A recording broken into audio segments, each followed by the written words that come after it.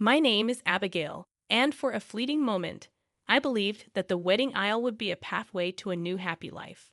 A simple woman with an 8-year-old son Tim from my previous marriage, I had dreams like anyone else: love, companionship, and a stable family. Tim was skeptical about changes, but he'd warmed up to Henry, my new husband, quickly enough.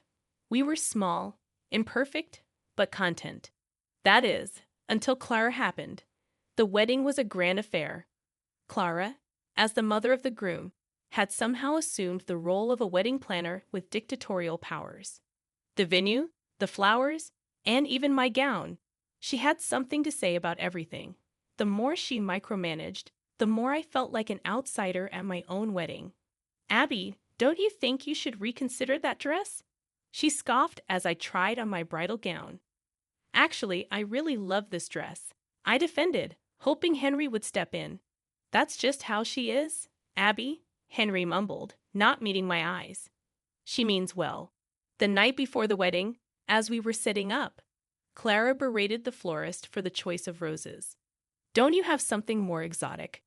These are just so common, much like Abby's taste," she criticized. This time, I couldn't contain myself. Clara looked at me as if I were an irritating fly she couldn't swat away. "My son deserves the best, and if you can't provide it, then someone has to," she declared. Henry was right there, but he said nothing, just sighed, giving me a look as if to say, "What can we do?" The final straw came during the wedding reception. Tim, nervous but excited, had prepared a small speech. As he stood up to speak, Clara loudly whispered, "Oh God, what is the child going to babble about?" I felt my face flush with embarrassment and anger. I looked at Henry, waiting for him to defend our new family, but he did nothing as Tim nervously read his heartfelt speech. It was then that I realized I had made a monumental mistake. I was now tied to a man who would never stand up for me, and worse, to a woman who would forever undermine me. That night, as I slipped into my wedding bed, Henry sensed my unhappiness, but dismissed it with a wave of his hand. "You know how mothers are, Abby. Give it time," he said. "Time for what? For her to completely belittle me? For you to finally stand up for your wife?" I replied, but Henry sighed. "You're making a big deal out of nothing. Sleep, okay. Tomorrow is a new day." Yes, a new day, the first in a series of miserable days that were to come. But back then, I didn't know that. I laid there, staring at the ceiling, pondering the gravity of the vows we just made, vows that already felt broken. After the chaos of the wedding, I foolishly thought that life would settle into some semblance of normalcy. Henry moved into the home that Tim and I had made for ourselves over the years. This had been a joyous period, a honeymoon phase filled with new beginnings. But Clara's influence was as invasive as ivy creeping through the cracks and choking the life out of our new family. The first visit happened just a week after our wedding.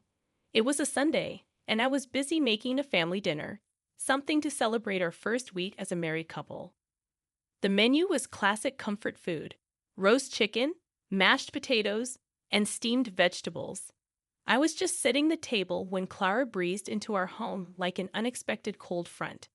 "Oh my, what an interesting spread," she declared, as if she were a judge on some kind of culinary TV show.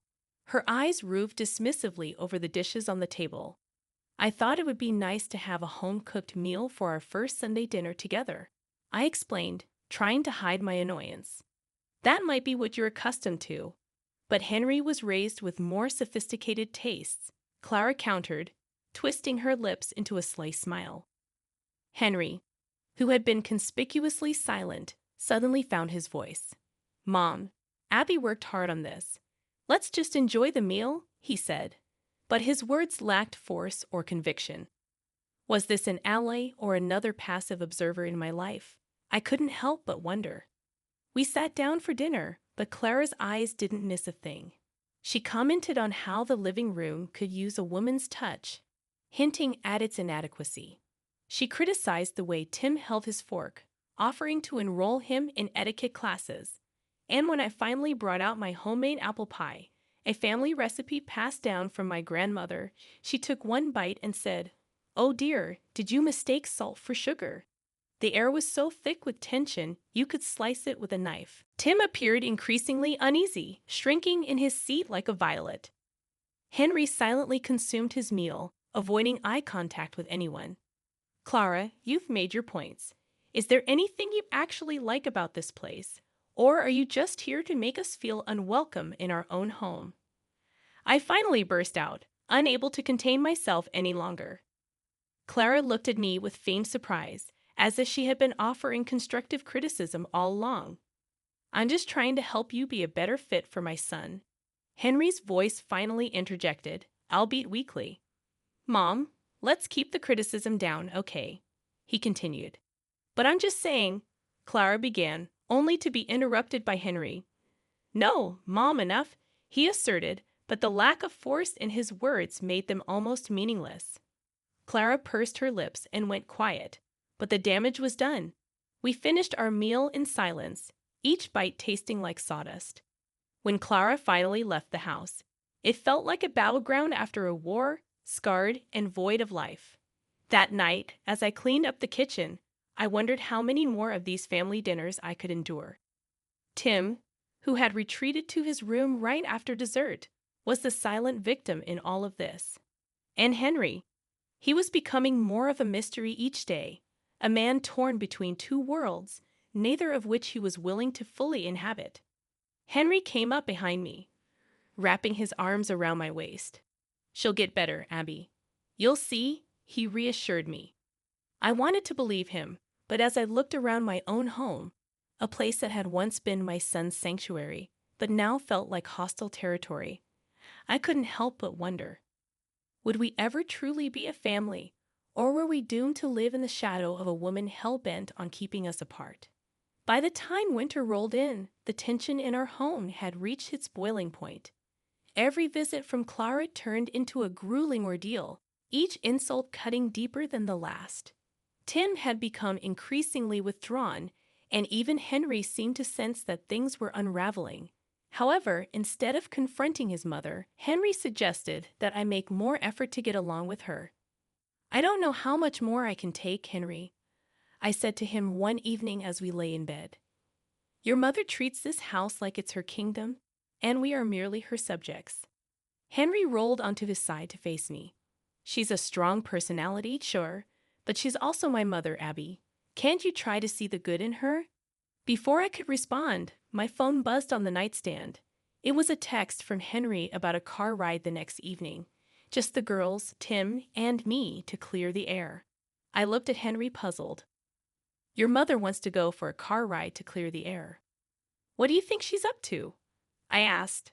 I don't know, Abby, but maybe it's a good sign. Maybe she's trying to make amends, he suggested, ever the optimist where his mother was concerned. My gut told me to decline the invitation, but against my better judgment, I agreed. What was the worst that could happen? I thought. Little did I know, I was walking straight into a trap. The next evening, we bundled up and climbed into Clara's luxury SUV. Tim sat in the back, his face lit by the glow of his handheld gaming device, clearly wanting to be anywhere else but there. I rode shotgun nervously, fiddling with my seat belt as Clara drove. So, where are we going? I asked, my voice tinged with skepticism.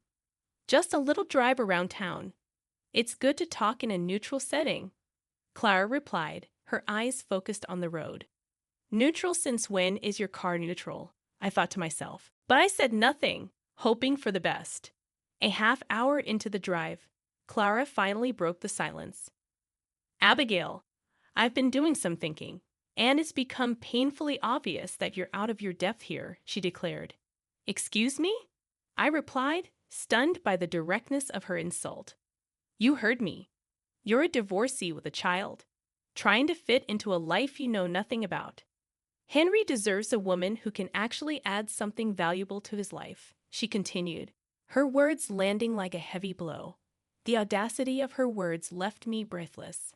I looked at Tim through the rearview mirror. He had removed his headphones and was listening intently, concern filling his young eyes. Clara, you've got it all wrong. I love Henry, and he loves me, and Tim is a part of that package, I asserted, my voice trembling with emotion. Love? What'd you call love? I call settling, she retorted, pulling the car to the side of the road near a stretch of deserted land. I think it's time for you and Tim to get out and think about what you've done to my family. You can't be serious. It's freezing out there, I protested. Very serious. Now get out, she commanded, her voice steely. I glanced at Tim, his face a mixture of confusion and fear, and I knew I had to protect him. As we stepped out into the cold, Clara sped off, leaving us stranded miles from home. We started walking, our steps heavy, each footfall a painful reminder of the trap we had just walked into. But with each step, I also felt a new resolve forming inside me. Clara had overplayed her hand this time, and I was ready to finally end this game. The moment the car's taillights disappeared into the distance, the gravity of our situation sank in. We were stranded in the middle of nowhere, under a moonless sky with temperatures plummeting. I looked down at Tim. His eyes were wide, a mix of fear and disbelief clouding his young face. Mom, why did Grandma do that?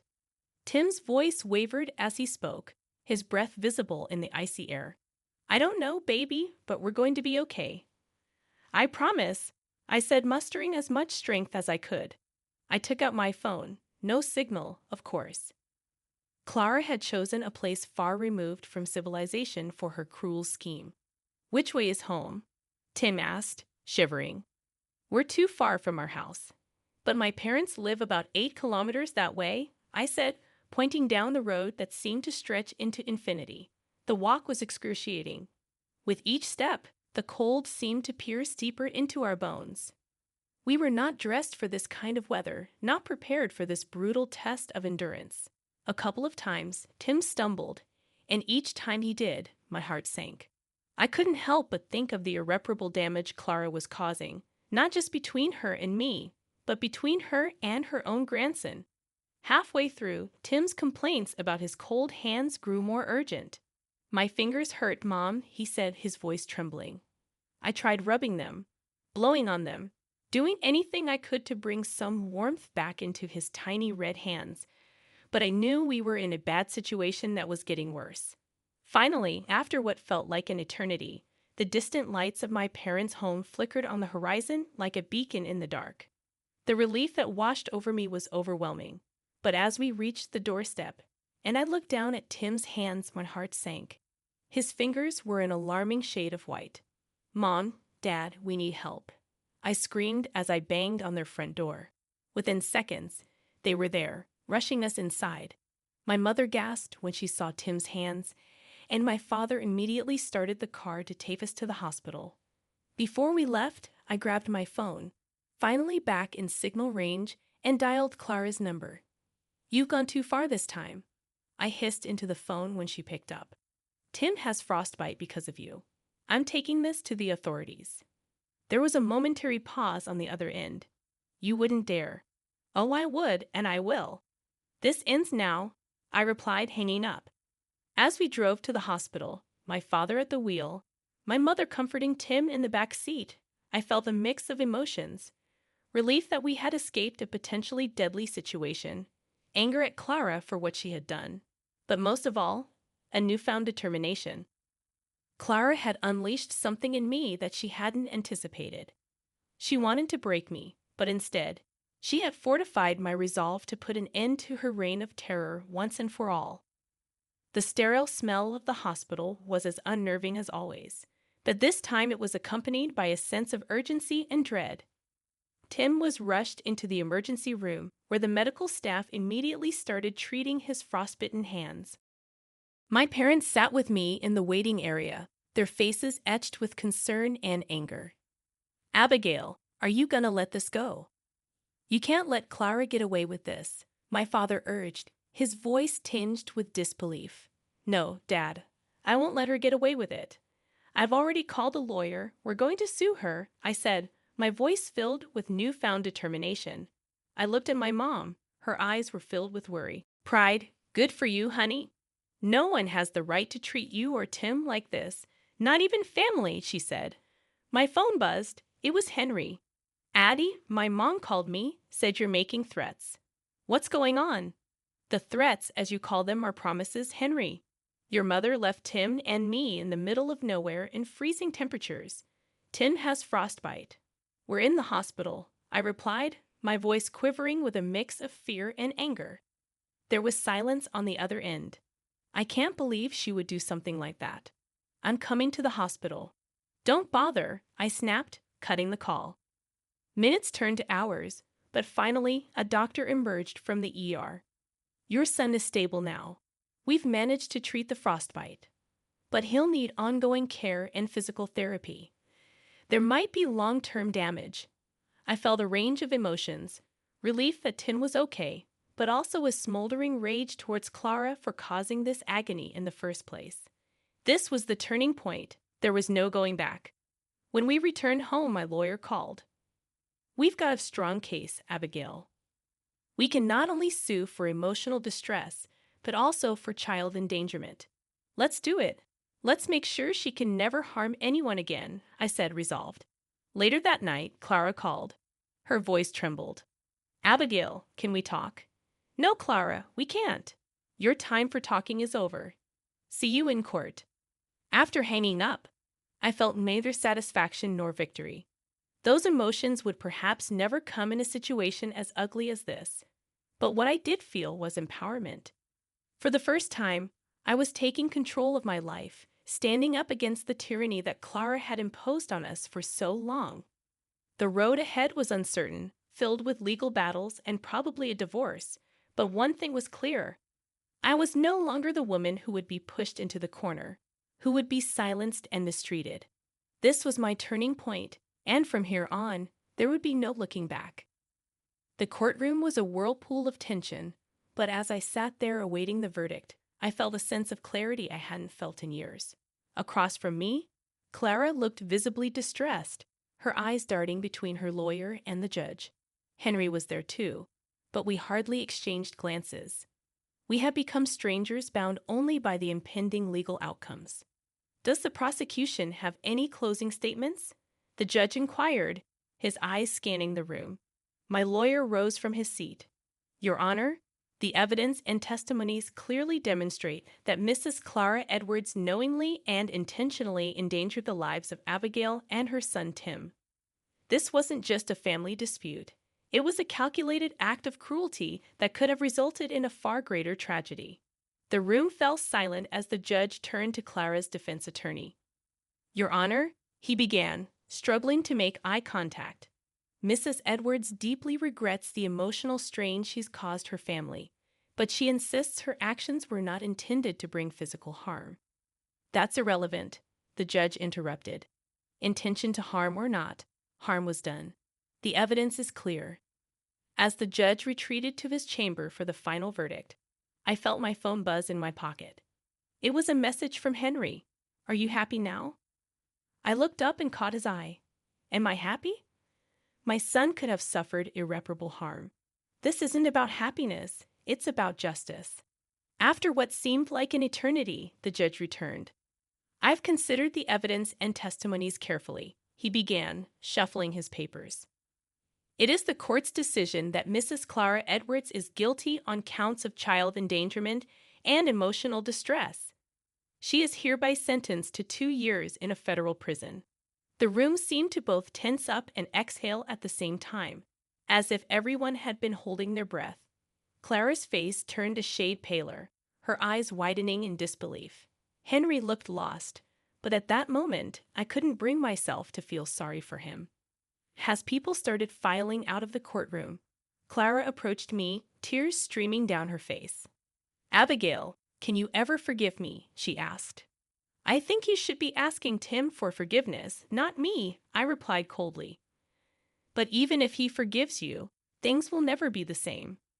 You've lost not just a daughter-in-law, but a grandson too. Walking out of the courtroom, I felt like a weight had been lifted off my shoulders. This was not a happy ending. Too much pain had been inflicted for happiness to have a place here. But it was a just ending, one that held the promise of new beginnings. That evening, I sat down with Tim and explained that his grandma Clara would be going away for a while.